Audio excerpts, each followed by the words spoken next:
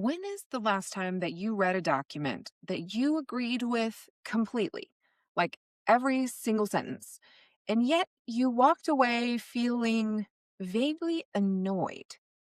That was my experience reading the new Manifesto for Enterprise Agility, which was recently published by PMI and the Agile Alliance. Now, it is a beautifully designed document, thoroughly researched. They surveyed 700 plus C suite leaders. They interviewed 30 executives. They examined 49 existing manifestos and frameworks. And it contains sentences like guiding with purpose and adjusting along the way outweighs over planning and the illusion of control, which is true technically. But here's my problem, which I originally posted about on LinkedIn and will now be ranting about a whole lot more. A manifesto that generates zero pushback is not a manifesto. It's a poster with better typography. The original Agile Manifesto worked because it named contested trade-offs, things that the people using Agile frameworks actually argued about. It had teeth. And I just feel like this one does not. So here's what I want to spend today's episode on, because I think there's a more interesting question that is hiding under my original critique. If I say I want a manifesto with teeth, what does that really look like? In other words, what are the uncomfortable, specific, unwelcome things that Agile has to tell organizations about collaboration that they really need to hear in 2026? Today, that's what I want to explore. Not the values that everybody nods along with and then doesn't really change anything, but the data that makes people squirm in their chairs because they realize it's going to force them to take a big old swing if they want a chance at a home run. Because, haha, coincidence, we now have that data. Our 9th annual State of Agile Marketing report just dropped, and the collaboration section in particular is full, chock full of exactly the kind of specific, super uncomfortable findings that good, discomfort-causing manifestos are made of. All right, so let's get comfortable. Uncomfortable, people. Welcome to the Agile Marketing Edge, the first podcast dedicated to turning Agile theory into real-world marketing breakthroughs. I'm Andrea Fryrear, CEO of AgileSherpas, and your guide on this climb to smarter, faster, outcome-driven marketing. Every week, we dig into the what, who, and how behind Agile marketing, from building high-velocity workflows and cutting waste to measuring what actually matters and scaling success across teams. Today, we are using our own research to do something the PMI manifesto didn't. Name these specific, hard trade-offs in how teams actually collaborate and what it costs when you get it wrong. First, let me be fair to the PMI Agile Alliance document before I push back on it. The research behind it is legit. 2 global C-suite surveys, 30 plus executive interviews, a public feedback board. They synthesized 49 different enterprise agility frameworks. That is not nothing.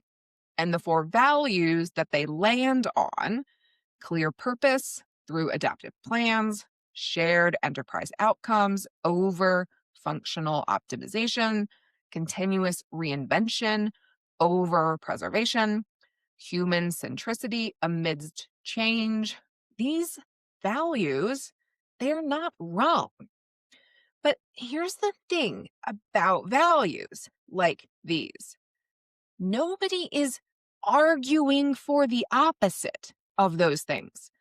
Nobody is out there saying, woo, departmental silos over enterprise outcomes, or strongly making the case for rigid efficiency over adaptability.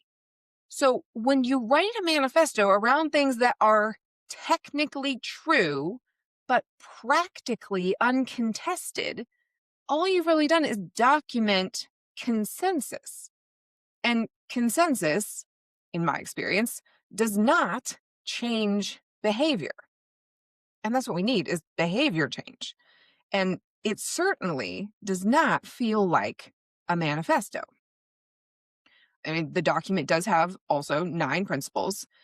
And to be fair, a few of them have a little bit of teeth, but the teeth they do have just aren't very sharp.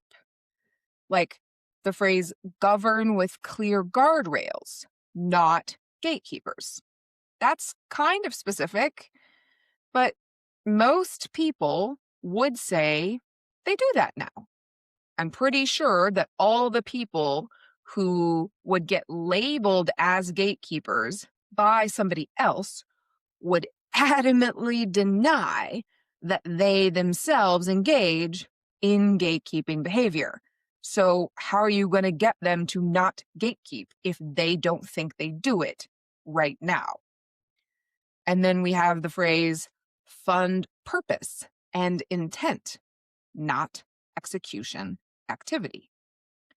It sort of feels like that name's a real trade-off and might force a real change in behavior. But again, you can easily make the case that you're already doing this, no matter what your behavior is actually day to day right now. Because I can see and hear in my head the most change-averse executives that I have ever worked with. The ones who would rather be drug by their toenails through a sticker patch than adopt Agile. Those people would tell you with 100% belief that they are already doing this. And they would also say they are doing many of the other things in this manifesto. They would tell you those things with a straight face, and they would believe it. And it's because by the time you get to the end of this manifesto, the elaboration parts have really softened any of its edges. And so by the time you're done reading, you've agreed with everything. And you feel good because, hey, look at that. You have already achieved enterprise agility.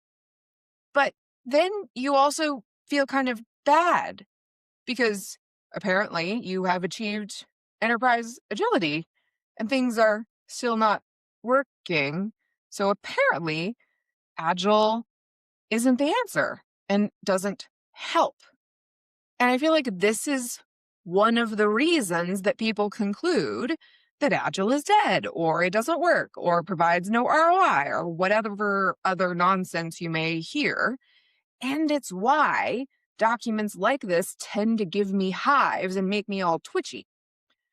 Because it reinforces this belief that, oh, we're already doing all these things. We're already Agile, I guess. And so it's not working. It's not making things better. So it clearly isn't the answer.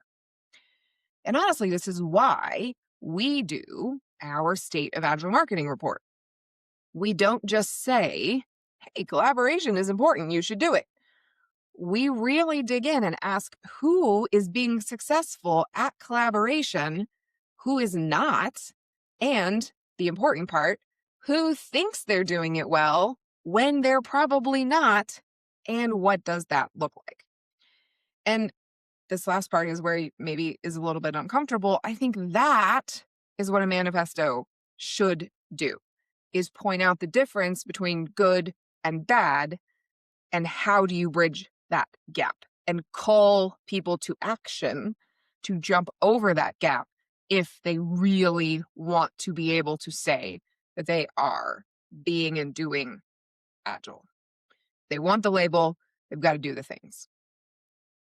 So here's the headline from the collaboration section of this year's report. 92% of marketers experience collaboration challenges. So basically, every marketer everywhere experiences collaboration challenges. If you are hearing that and thinking, yep, sounds about right, let's all just sit with that for a second. Because we're not talking about a segment of struggling teams in B2B or B2C or in a particular industry or a particular function. We are talking about near universal pain in our role. So basically, cross-functional collaboration in marketing is broken as a default, not as an exception. That's sad, but here's where it's going to get interesting. The top challenge faced by non-Agile marketers is slow approvals and bottlenecks. 46% of them named that as their top challenge.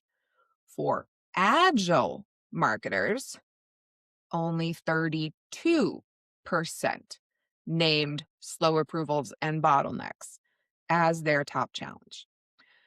What that 14-point gap tells us is that this is a process problem.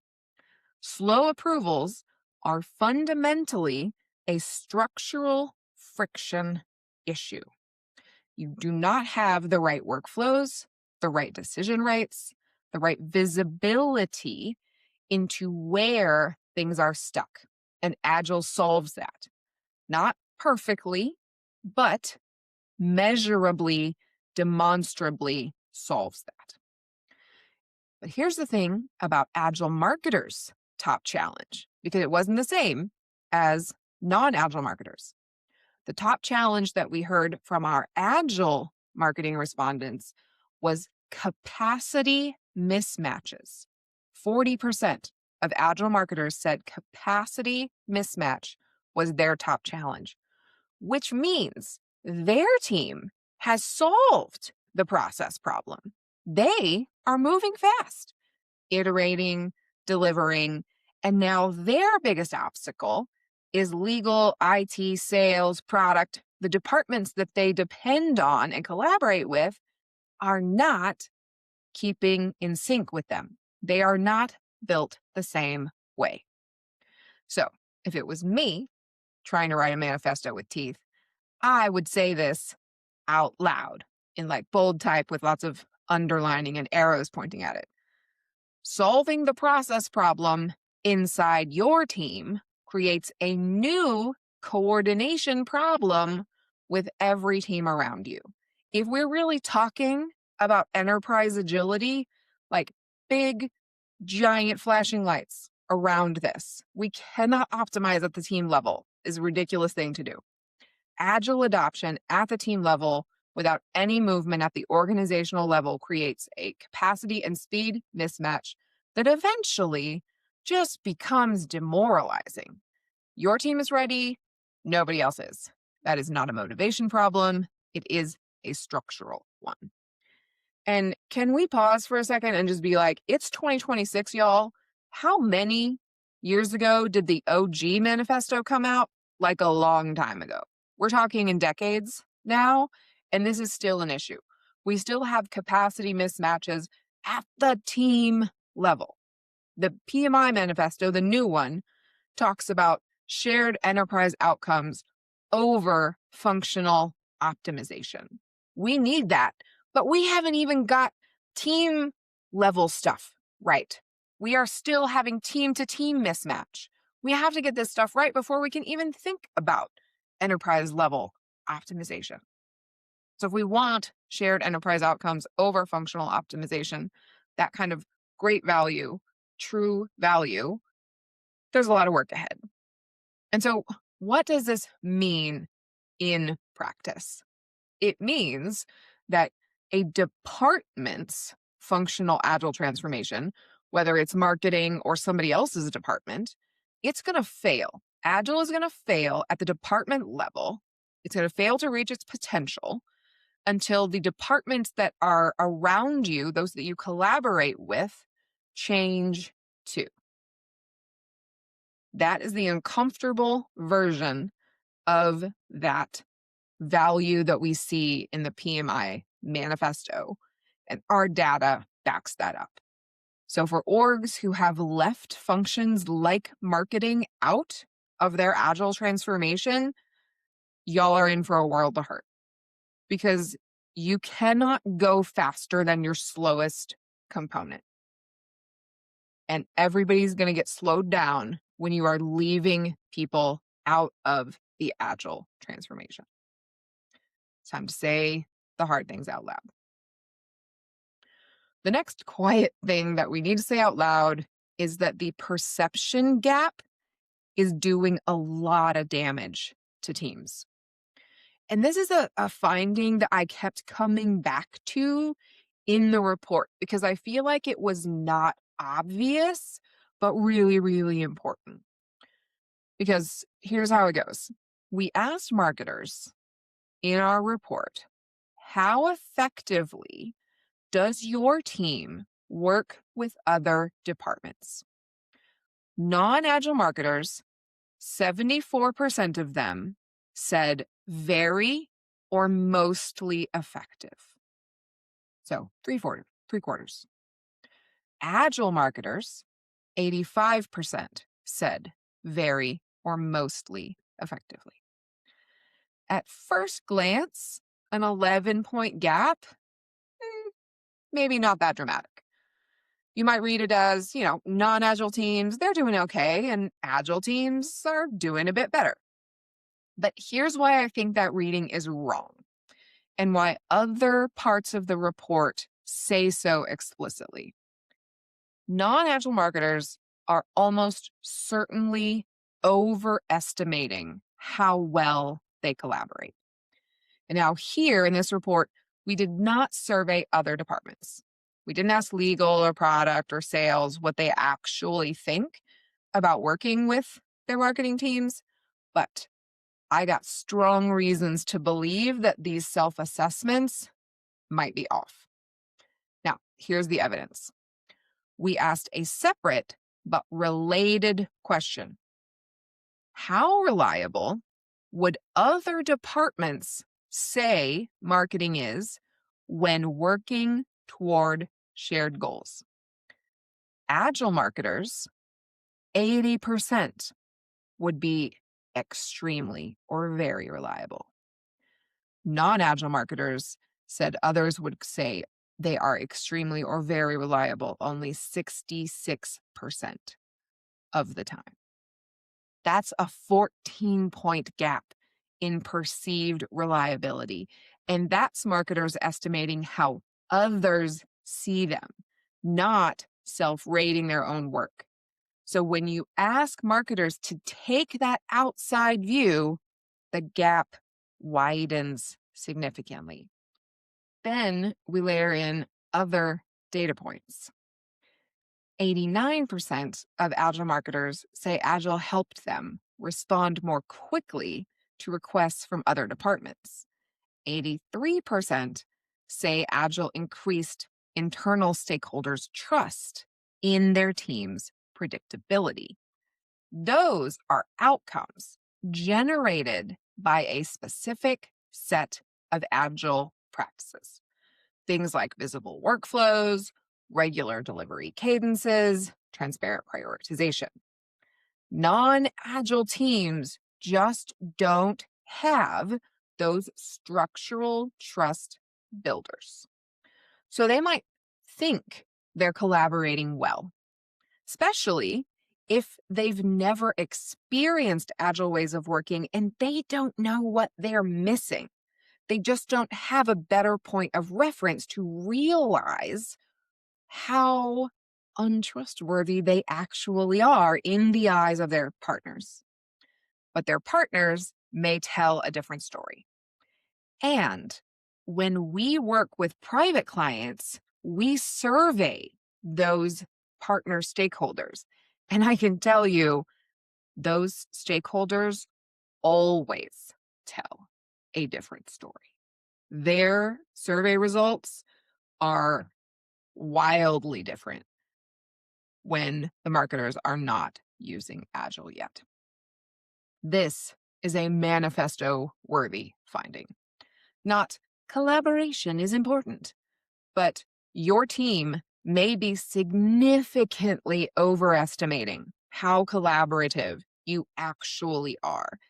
And there's no way to know without asking the people you're collaborating with, or building systems that make the work visible enough so that trust builds on its own. A flat statement of shared outcomes over functional optimization doesn't tell you this. Data can. Okay, now let's talk about what Agile actually does. And most of the time, it is not what the pretty poster says. Here's another thing I think is worth naming directly. The reason that Agile marketers collaborate better is not that they just value collaboration more. It's not that they're nicer people or more intentional humans. It's just structural. 99% of Agile marketers say Agile improved their ability to collaborate with other departments in our survey this year. 99%. We surveyed 430 marketers. Like, that's nuts in terms of statistical significance. 89% said it improved the quality of their communication. These are not soft outcomes. They are downstream results of specific Agile practices.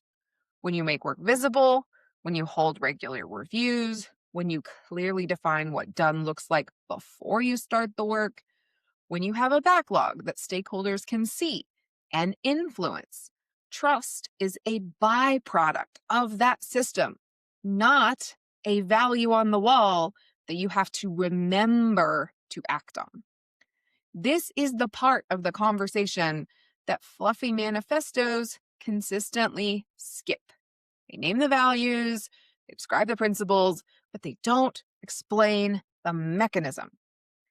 Move authority and decision-making to where value is created is one of the PMI manifesto's 9 principles. And it's right, but what does that look like on a marketing team specifically? It looks like a prioritization system where the team makes the call on what fits in the next sprint, not the CMO making ad hoc requests that override everything else. It looks like a capacity model that makes "we do not have room for that right now" a visible fact, not a feelings-based negotiation. It looks like retrospectives, where the inevitable collaboration friction gets named and addressed on a regular cadence, not a quarterly all hands where nobody says anything real. The mechanism matters. The values are an aspiration. Practices are how you get there. Now, I do want to be honest about something as we near the end of this episode. I am probably harder on documents like this one than they deserve. I know why manifestos get written this way. You want broad endorsement. You want to speak to a broad swath of industries and organization types. You need the 700 C-suite survey respondents to recognize themselves in the values. You cannot have the CEO of a big pharma company and the CEO of a 50-person software startup reading the same document and feeling like it doesn't apply to either of them. So you abstract, you generalize, you write sentences that are technically true and technically very agreeable. I get it. I have written content for big audiences. Specificity is the enemy of scale, and scale is the goal. But here is the tension. Specificity is also the only thing that actually changes what somebody does on Monday morning or in their next board meeting. Our collaboration data is very specific. It says non-Agile teams think they collaborate well, but they don't. It says solving your own team's process problems creates new coordination friction with everybody else. It says 40% of Agile marketers are stuck, not because of their own practices, but because they're the speedboat in an armada that is still rowing. Those findings may not feel very inspiring sometimes, but they do feel true. And that's the difference between a document that gets passed around on LinkedIn and a document that I really hope gets used to make a difference. Speaking of which, here's what you can do with this data. First, of course, if you have not read the collaboration section of our 9th annual State of Agile Marketing report, please go read it. It is free to download and easy to get. I don't want you to read it to validate what you're already doing. That is not the point. I want you to read it to benchmark honestly. And think about that perception gap finding in particular. Do you actually know how the departments you work with experience your collaboration? If you don't, go find out. Ask a stakeholder this week. Reach out to me and I will give you our stakeholder survey for free. You can send it to them and find out what they really think. It's probably worse than you think. Second, identify which problem your team actually has. Is it a process problem? Slow approvals, unclear workflows, requests that disappear into black holes? Or is it the coordination problem where your own team is running well, but the organizations around you are not? These require very different interventions. Do not throw sprints at a capacity mismatch problem.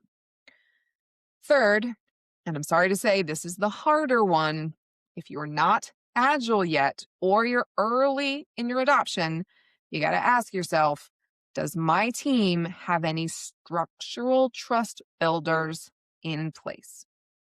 Visible work, regular delivery touchpoints, a backlog that stakeholders can actually see. You need these because we value collaboration is not a structural trust builder. Reliable delivery cadences are. So, not a transformation, an experiment. Pick one of these three and do something about it this week. Until next time, I am Andrea Fryrear, and remember, the struggle is real, but so is Agile marketing.